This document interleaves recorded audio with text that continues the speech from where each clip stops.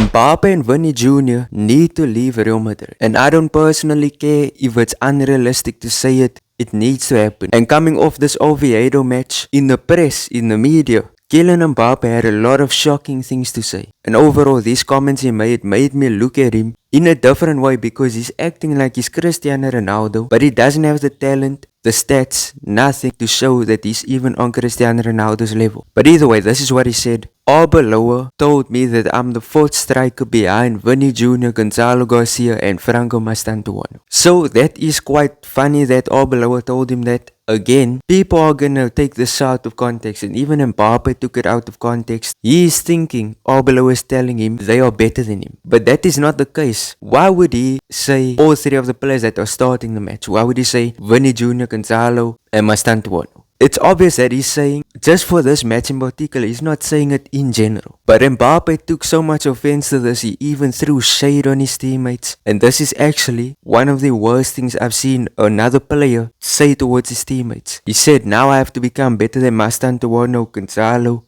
and Vini. That is the most diabolical thing he's ever said. He's basically throwing them under the bus. He's basically saying he's better than them. And he finds it disrespectful that the coach says he has to become better than them. Because it's obvious he is better than him, but for him to say this in the media, it's not a good look. And for him to add Vini into the equation, it's also as bad. I don't think Vini's gonna look at him the same anymore. I don't think their relationship's gonna be the same anymore. It looks like Bellingham also is fed up with Mbappe. That's what he said about his teammates also. This could push all three of those teammates to be against Mbappe. Like for him to say he's better than Mastantuono, that's fine. Mastantuono's 18, he's on the come up. He's developing. He's going to become a great player one day. Gonzalo Garcia is similar. He's 22 and he's a good striker. No doubt a good striker. Going to become one of the great strikers in football, in my opinion. He's also super young. Vini Jr., however, is his competition. For him to say that about Vini, as I said in previous videos, day by day, the locker room becomes worse and worse and worse. The players start hating each other more and more. It's so different to what it was a few years ago,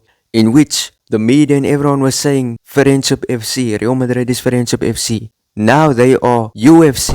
I didn't mean for that to sound like a punchline, but for real, they are now fighting each other. But the Mbappe shade throw didn't stop there, because he went to go throw more shade on Arbeloa. He said, I don't watch Arbeloa's press conferences. And then another thing, the media also implied that Arbeloa subbed him off in the prime time to get booed, because he didn't start Mbappe. He instead put Mbappe on in the 70th minute, I believe. Mbappe comes up, receives a lot of boos. Now the people are saying that Arbeloa did this intentionally, just so that Mbappe can get showered with boos. And I think this is kind of funny. And if Arbeloa intentionally planned this, it's even more funny. And then you think the shade stops there. No, it goes on. He went to go and even throw shade on the team for getting knocked out by Albacete. He was basically trying to make a case for the fact that the team plays better without him. And then he brought up the fact that we got knocked out by Albacete and he wasn't playing. Now, I don't like that he brought this up, because we did play a lot of youngsters in that match. It was also Arbeloa's first game in charge. So out of context, it sounds like a gotcha moment. It sounds like,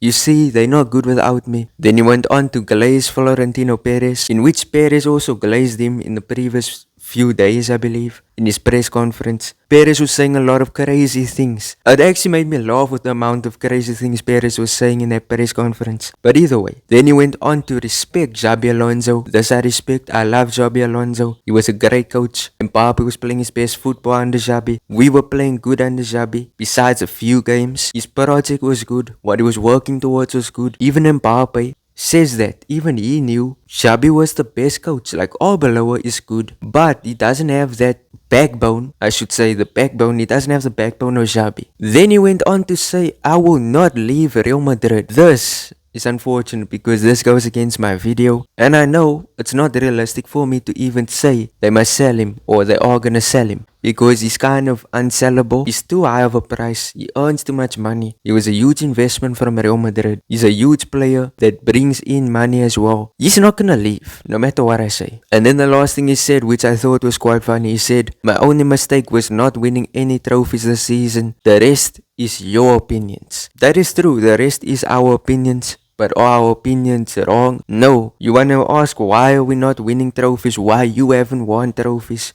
It's because of the way you're playing on the pitch. If you play good on the pitch, if you work with the team, you press, help the team in every factor that you can, then we will win trophies. We won't win trophies if you are just standing around and doing nothing next to Vini Jr., both just standing around. We're not gonna win any trophies by playing like a bunch of individuals who think they are better than everyone. So moving on from Kylian Mbappe, let's talk about Real Madrid against Real Oviedo. Listen, this match was quite boring. Well, it wasn't boring, full-blown boring. It was good attacking display from Real Madrid. Gonzalo scored a good goal. Gonzalo's performance overall in this game was very good. Look at this ratings map right here. You can see the only one that didn't play good was Vini. I didn't need this ratings thing to say it. I watched the match. Vini wasn't good. The myth that he plays better without Mbappe, it's a myth. It's not true. He plays terrible with him or without him. And this gets me to why Vini must get sold. First of all, in June,